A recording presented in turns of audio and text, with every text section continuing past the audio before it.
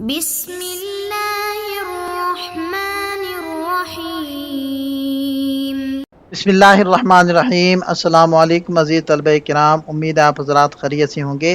آج ہمارا صحیح مسلم کا سبق نمبر 383 ہے، جس کا عنوان ہے باب تحریم الکلام فی الصلاۃ ونسخ ما کان من اباحتہ۔ آگے بڑھنے سے پہلے خلاصہ جات کو ایک نظر دیکھ لیں۔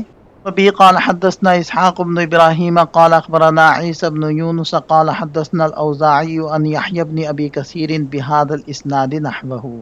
اس اسناد کے رجال چار ہیں۔ پہلے ہیں اسحاق بن ابراہیم، دوسرے ہیں عیسی بن یونس، اور تیسرے ہیں الاوزاعی جن کا نام تھا عبد الرحمن بن عمرو، ثقۃ ثبت امام۔ ابی قال حدثنا ابو بکر بن ابی شیبۃ وزہیر بن حرب وابن نمیر وابو سعید الاشج والفاظهم متقاربہ۔ قالوا حدثنا ابن فضیل قال حدثنا الاعمش عن ابراہیم عن علقمۃ عن عبد اللہ رضی اللہ عنہ قال كنا نسلم على رسول الله صلى الله عليه وسلم وهو في الصلاة فيرد علينا فلما رجعنا من عند النجاشي سلمنا عليه فلم يرد علينا فقلنا يا رسول الله كنا نسلم عليك في الصلاة فترد علينا فقال إن في الصلاة شغلا۔ حضرت عبداللہ رضی اللہ عنہ فرماتے ہیں کہ ہم نبی پاک صلی اللہ علیہ وسلم کو اس حالت میں سلام کیا کرتے تھے کہ آپ نماز پڑھ رہے ہوتے تھے، اور آپ علیہ السلام ہمیں جواب بھی دیا کرتے تھے۔ لیکن جب ہم حضرت نجاشی یعنی حبشہ کی ہجرت سے واپس آئے اور اپنی پچھلی عادت کے مطابق دوران نماز آپ صلی اللہ علیہ وسلم کو سلام کیا تو آپ علیہ السلام نے ہمیں کوئی جواب نہیں دیا۔ نماز کے بعد ہم نے عرض کی، اے اللہ کے رسول، ہم تو آپ کو نماز میں سلام کیا کرتے تھے اور آپ ہمیں جواب عطا فرماتے تھے، آج کیا وجہ ہوئی؟ تو آپ علیہ السلام نے ارشاد فرمایا، بلا شبہ نماز بذات خود ایک بڑی مشغولیت ہے۔ مطلب یہ ہے کہ نماز میں انسان پوری طرح اللہ تعالیٰ کی طرف متوجہ ہوتا ہے، اس لیے اب نماز میں سلام کا جواب دینے یا بات چیت کرنے کی اجازت نہیں رہی۔ اس اسناد کے رجال 9 ہیں۔ پہلے ہیں زہیر بن حرب، دوسرے ہیں ابن نمیر جن کا نام ہے محمد بن عبداللہ، تیسرے ہیں ابو سعید الاشج، چوتھے ہیں ابن فضیل جن کا نام ہے محمد بن فضیل۔ بقیہ حضرات کا تذکرہ اس سے پہلے ہو چکا ہے۔ عبارت کے اندر ذکر کردہ الفاظ فیرد علینا اس بات کی طرف اشارہ کرتے ہیں کہ اسلام کے ابتدائی دور میں نماز کے دوران بات چیت کرنا یا کسی کے سلام کا جواب دینا جائز تھا، البتہ بعد میں یہ حکم منسوخ ہو گیا اور شریعت نے نماز کی حالت میں کسی بھی قسم کے کلام کو مکمل طور پر ممنوع قرار دے دیا۔ یہاں لفظ نجاشی کی لغوی اور تاریخی حیثیت بیان کی گئی ہے۔ یاد رکھیں کہ نجاشی کسی شخص کا ذاتی نام نہیں، بلکہ یہ حبشہ جس کا موجودہ نام ہے ایتھوپیا، اس کے حکمرانوں کا شاہی لقب تھا۔ جس نجاشی نے نبی پاک صلی اللہ علیہ وسلم کے دور میں اسلام قبول کرنے کی سعادت حاصل کی، ان کا اصل نام اصحمہ تھا اور ان کا انتقال فتح مکہ سے قبل ہو گیا تھا۔ تاریخ اسلام میں صحابہ کرام کی ایک جماعت مکہ سے ہجرت کر کے انہی کے پاس حبشہ گئی تھی۔ بعد ازاں جب نبی پاک صلی اللہ علیہ وسلم ہجرت کر کے مدینہ منورہ تشریف لائے تو یہ صحابہ جن میں حضرت عبداللہ ابن مسعود رضی اللہ عنہ بھی شامل تھے واپس لوٹ آئے۔ آگے الفاظ ہیں فلم یرد علینا۔ اسی کی بنیاد پر فقہا کے درمیان یہ بحث موجود ہے کہ اگر کوئی شخص نمازی کو سلام کرے تو کیا نمازی پر اس کا جواب دینا لازم ہے یا نہیں۔ اس حوالے سے مختلف آراء پائی جاتی ہیں۔ حضرت امام ابو حنیفہ رحمہ اللہ اس حدیث کی روشنی میں فرماتے ہیں کہ نمازی کے لیے سلام کا جواب دینا جائز نہیں، نہ تو زبان سے بول کر اور نہ ہی کسی جسمانی اشارے سے۔ امام مالک رحمۃ اللہ علیہ فرماتے ہیں کہ نمازی زبان سے تو کسی بھی صورت میں جواب نہیں دے سکتا، البتہ وہ سر یا ہاتھ کے اشارے سے سلام کا جواب دے سکتا ہے، کیونکہ بعض دیگر روایات میں نبی پاک صلی اللہ علیہ وسلم کا اشارے سے جواب دینا ثابت ہے۔ بعض اہل علم کا ماننا ہے کہ نمازی کو چاہیے کہ وہ دل ہی دل میں سلام کا جواب دے دے۔ اس پر بھی علماء میں اختلاف ہے کہ اگر نماز کے دوران جواب نہیں دیا گیا تو کیا نماز کے بعد اس کا جواب دینا چاہیے یا نہیں۔ اسی طرح کسی نماز پڑھنے والے کو ابتداءً سلام کرنا جائز ہے یا مکروہ، اس پر بھی مختلف آراء موجود ہیں۔ یہاں الفاظ ہیں کہ ان فی الصلاۃ شغلا، یعنی یقیناً نماز میں ایک بڑی مصروفیت ہے۔ امام احمد رحمہ اللہ کی مسند میں ابن فضیل کی روایت کے مطابق اس حدیث میں تاکید کے لیے حرف لام کا اضافہ کیا گیا ہے، یعنی لشغلا، جس کا مطلب ہے کہ بلا شبہ نماز ایک بھرپور مشغلہ اور مکمل مصروفیت ہے۔ یہاں شغلہ کو نکرہ لایا گیا ہے، جس میں علماء نے دو شاندار حکمتیں بیان کی ہیں۔ پہلی حکمت ہے تنوع، یعنی نماز کوئی ایک اکلوتا عمل نہیں، بلکہ یہ تلاوت قرآن، ذکر و اذکار اور دعاؤں جیسے مختلف اور پاکیزہ اعمال کا ایک حسین مجموعہ ہے۔ دوسری حکمت ہے تعظیم، یعنی یہ کوئی معمولی مشغلہ نہیں بلکہ ایک عظیم ترین اور شان و شوکت والی مصروفیت ہے، چونکہ نماز دراصل بندے کی اپنے رب کے ساتھ مناجات کا نام ہے، اس لیے یہ تقاضا کرتی ہے کہ انسان اللہ کی بندگی میں مکمل طور پر غرق ہو جائے۔ جب کوئی شخص احکم الحاکمین کے دربار میں کھڑا ہو تو اس کے لیے ہرگز یہ مناسب نہیں کہ وہ کسی اور کام میں مشغول ہو۔ اس حوالے سے امام نووی رحمہ اللہ نے بہت خوبصورت بات ارشاد فرمائی ہے۔ وہ فرماتے ہیں کہ اس حدیث کا اصل مقصد نمازی کو اس کی ذمہ داری کا احساس دلانا ہے کہ حالت نماز میں اس کا کام صرف اپنی نماز میں مگن رہنا اور جو کچھ وہ پڑھ رہا ہے اس پر غور و فکر کرنا ہے۔ لہذا نماز کی اس حالت حضوری میں کسی بھی دوسری چیز کی طرف دھیان دینا، بات چیت کرنا یا کسی کے سلام کا جواب دینا قطعاً درست نہیں ہے۔ نماز میں بات چیت کے منسوخ ہونے اور خاموشی کے لازم ہونے کی مزید صراحت حضرت ابو وائل رضی اللہ عنہ کی روایت سے ہوتی ہے۔ اس روایت میں نبی پاک صلی اللہ علیہ وسلم کی یہ الفاظ منقول ہیں کہ بے شک اللہ تعالیٰ اپنے احکامات میں سے جو چاہتا ہے نئے احکام نافذ فرماتا ہے، اور اب اللہ تعالیٰ کی طرف سے یہ نیا حکم آ چکا ہے کہ تم نماز کے دوران دنیاوی گفتگو ہرگز نہ کیا کرو۔ اس بات کو کلثوم الخزائی کی روایت میں مزید واضح کیا گیا ہے کہ نماز میں سوائے اللہ کے ذکر اور ان اعمال کے جو نماز کے لیے مناسب ہیں کوئی اور بات نہیں کی جا سکتی۔ اسی مناسبت سے قرآن کریم کی آیت وَقُومُوا لِلَّهِ قانتین کا حوالہ دیا گیا ہے، یعنی اللہ کے دربار میں باادب اور خاموش کھڑے رہا کرو۔ اور صحابہ کرام فرماتے ہیں کہ اس کے بعد ہمیں نماز میں مکمل خاموش رہنے کا حکم دے دیا گیا۔ یہاں اس حدیث کی تخریج کو ذکر کیا جا رہا ہے۔ ابھی قال حدثنا ابن نمیر قال حدثني اسحاق بن منصور السلولی قال حدثنا حریم بن سفیان عن الاعمش بهذا الاسناد نحوه۔ اس اسناد کے رجال چار ہیں۔ پہلے ہیں ابن نمیر جن کا نام ہے محمد بن عبداللہ، دوسرے ہیں اسحاق بن منصور السلولی، تیسرے ہیں حریم بن سفیان۔ ابھی قال حدثنا یحیی بن یحیی قال اخبرنا هشیم عن اسماعیل بن ابی خالد عن الحارث بن شبیل عن ابی عمرو شیبانی عن زید بن ارقم رضی اللہ عنہ قال كنا نتكلم في الصلاة يكلم الرجل صاحبه وهو إلى جنبه في الصلاة حتى نزلت وقوموا لله قانتين فأمرنا بالسكوت ونهينا عن الكلام۔ حضرت زید بن ارقم رضی اللہ عنہ فرماتے ہیں کہ ہم ابتدائی اسلام میں نماز کے دوران آپس میں بات چیت کر لیا کرتے تھے۔ ایک شخص نماز میں اپنے ساتھ کھڑے ہوئے ساتھی سے باتیں کر لیتا تھا، یہاں تک کہ قرآن کریم کی آیت وَقُومُوا لِلَّهِ قَانِتِينَ نازل ہوئی اور اللہ کے حضور باادب مطیع ہو کر کھڑے رہا کرو۔ چنانچہ اس کے بعد ہمیں نماز میں خاموش رہنے کا حکم دے دیا گیا اور بات چیت کرنے سے سختی سے منع کر دیا گیا۔ اس اسناد کے رجال چھ ہیں۔ پہلے ہیں یحییٰ بن بکیر ثقۃ ثبت امام، دوسرے ہیں ہشیم بن بشیر ثقۃ ثبت، اور تیسرے ہیں اسماعیل بن ابی خالد البجلی ثقۃ ثبت، چوتھے ہیں الحارث بن شبیل، اور پانچویں ہیں ابو عمرو الشیبانی جن کا نام تھا سعد بن ایاس الکوفی، اور چھٹے ہیں حضرت زید بن ارقم بن زید بن قیس بن نعمان بن مالک۔ آگے ان کی کنیت کے بارے میں اختلاف یہاں ذکر کیا جا رہا ہے کہ بعض حضرات کہتے ہیں کہ ابو عمر، بعض کہتے ہیں کہ ابو عامر، اور اسی طرح دیگر اقوال بھی ان کی کنیت کے بارے میں ہیں۔ حدیث کے الفاظ ہیں یکلم الرجل صاحبہ۔ اس کا پس منظر یہ ہے کہ اسلام کے ابتدائی دور میں صحابہ کرام نماز کے دوران بھی ایک دوسرے سے ضرورت کی بات کر لیا کرتے تھے۔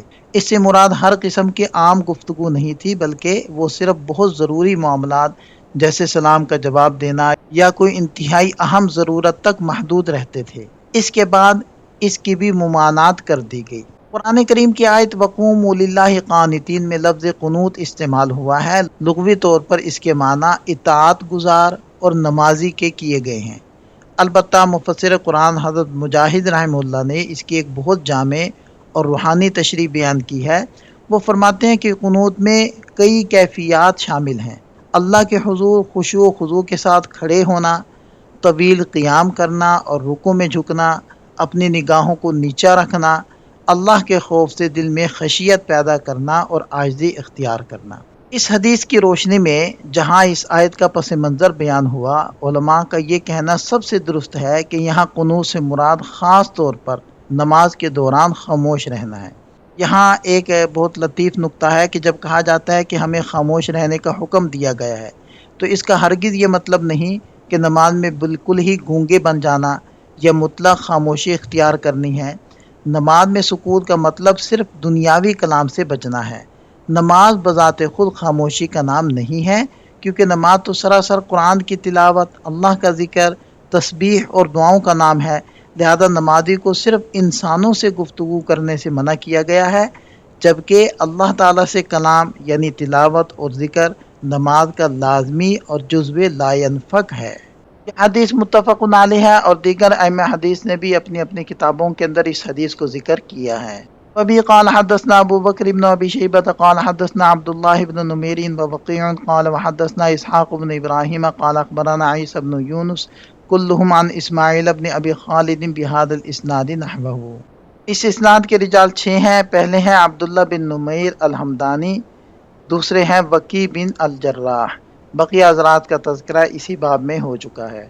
وبی قال حدثنا قتيبة بن سعيد قال حدثنا ليث قال وحدثنا محمد بن رمح قال اخبرنا الليث عن ابي الزبير عن جابر رضي الله عنه انه قال ان رسول الله صلى الله عليه وسلم بعثني لحاجة ثم ادركته وهو يسير قال قتيبة يصلي فسلمت عليه فاشار الي فلما فرغ دعاني فقال انك سلمت آنفا وانا اصلي وهو موجه حينئذ قبل المشرق۔ حضرت جابر رضی اللہ عنہ فرماتے ہیں کہ نبی پاک صلی اللہ علیہ وسلم نے مجھے کسی کام کے سلسلے میں بھیجا، پھر جب میں وہ کام کر کے واپس لوٹا تو میں آپ علیہ السلام سے آ کر ملا۔ اس وقت آپ علیہ السلام سفر فرما رہے تھے۔ راوی کے الفاظ ہیں کہ آپ سواری پر نماز ادا کر رہے تھے۔ میں نے آپ علیہ السلام کو سلام کیا تو آپ علیہ السلام نے مجھے صرف ہاتھ کے اشارے سے جواب دیا۔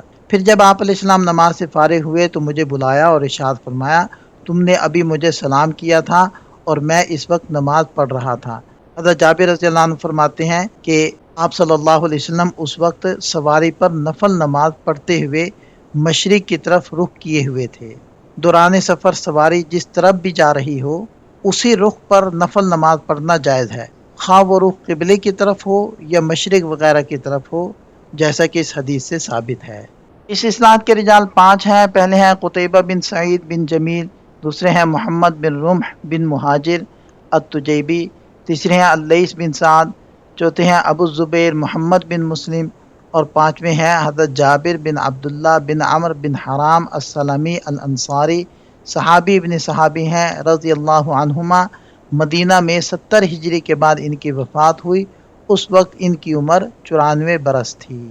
اس حدیث کے الفاظ ہیں فَأَشَارَ إِلَيَّ کہ آپ علیہ السلام نے مجھے اشارہ فرمایا۔